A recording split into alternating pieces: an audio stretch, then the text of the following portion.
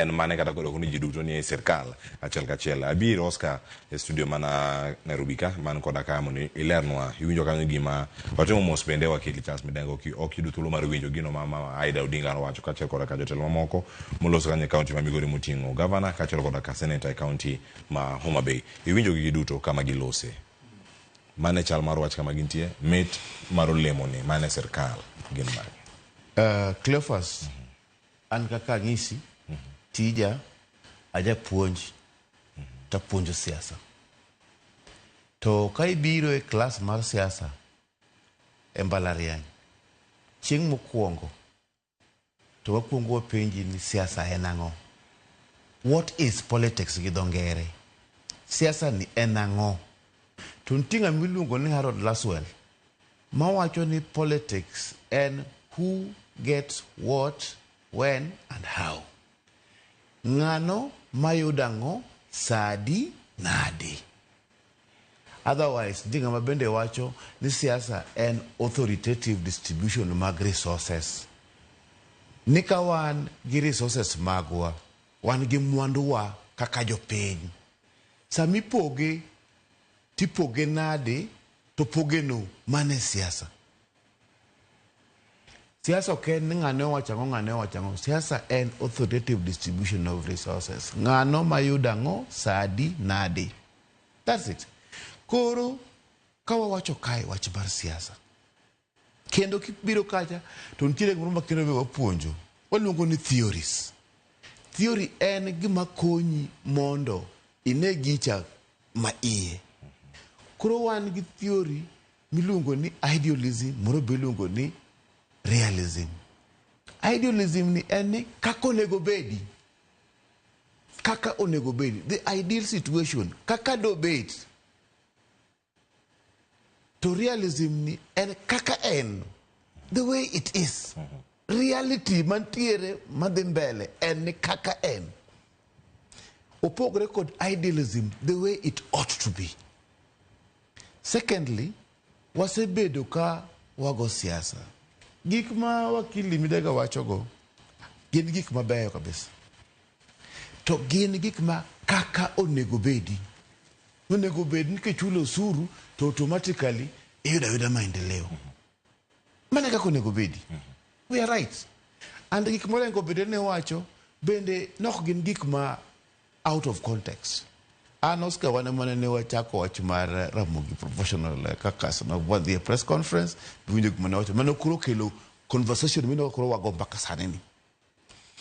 Gimo wacho en kama ne gik morengo no wacho gik mo wakili Midega wacho igori en kako onego bedi, they are right. But the question ma wan go ni for the last 60 years bendo se bedo kamano. Has it been automatic ni gik monde ki katiba kande ema biro tino ka wakili wacho maber ni onego bedi. Niko sechulo usuru to Migori kamo ae automatically gets its share. But gimo wacho ni 85%. Counties gidobna only 15%. 85% podi obedo held gi central government. Central government no ema amua ni 85 ni dhikure. To wasebedo ka wan jokanyanam. Ing'eni jaluer nga mohero miluongo ni justice sana. Ohero ka gik moko dhi in a justified manner. Emomiyo kimiyo Raila Amolo Odinga chance mondo yier cabinet secretaries to kawo John Mbadi, Wandai, to mede Joho, to mede Oparanya, to kawo a school nya Turkana. Because to him any Kenya onene kaka Kenya mzima. To mano kako sebedo for the last 60 years.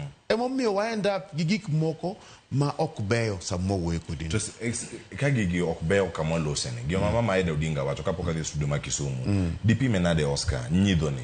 Benden gima wantiere to nego tiko deyo machalade kinde ma wantiere. Wacho kama ni rights magwa ok shida. Wan gi Faith Odhiambo kacha Nyaluo Law Society of Kenya. Gore ni watch rights mag jo Kenya kabisa.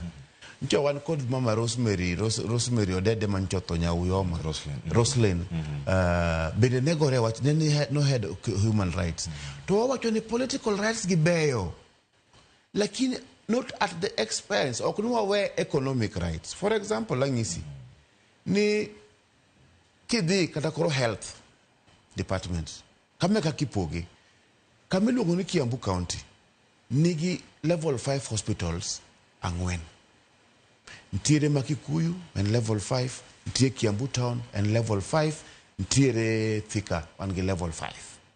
Apart from Mano, one of the KU hospital. KU hospital ni no bed of no make one parastatal status. Koro around 15 billion from the exchequer. There was a better Ramogi Dinga hospital for many years since independence.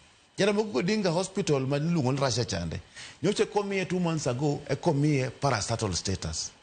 That means ni nyoche obedo funded the county government Makisumu. Sa ni koro parastatal status koro pesa ni woke exchequer. Mike Mowachoni, some of these decisions, Gibedo made Danokaka and code in. Number 2, resources Makenaka, get in Kurokaki Pogogiste Moko, Okubeyo. Okinyal explain to me, Nika Moroka Kakuru Ugenya, Kama Governor James Orengo Woki. Nipoko Betigi Bank, Nyakanene Pinchakre. Bank and private. And Otimo research, Otimo Nondru, Nikai Kapuna Kete. Biasacha, beda bro yodo hala. Togiseti mo banks man kanya kata oseti mo research. Musa ngioni ugenya okanyal ketes temo kon keto kanya yodo hala. Mo bank onge kanya. Rari ada constituency bende ongega bank. That means ni poverty level di malo kundego. Togima timore eni sechema okwa gore gi serikal. Any project kata insa ni Cleopas kapo ni duagero gimore gwengu. Tuntie koko watch bag low and what have you. Iyo doka semko kidwa invest kanyo. To serikal madire chande pod nigi chance mar pogo. To gine magi pogo. Ginya pogo yo maber, ginya pogo yo marach. Kuro nego benwan kaka luo. Walok patchwa kaka wadwa engage the center. Adu yiri podi bang kasi unjo paro.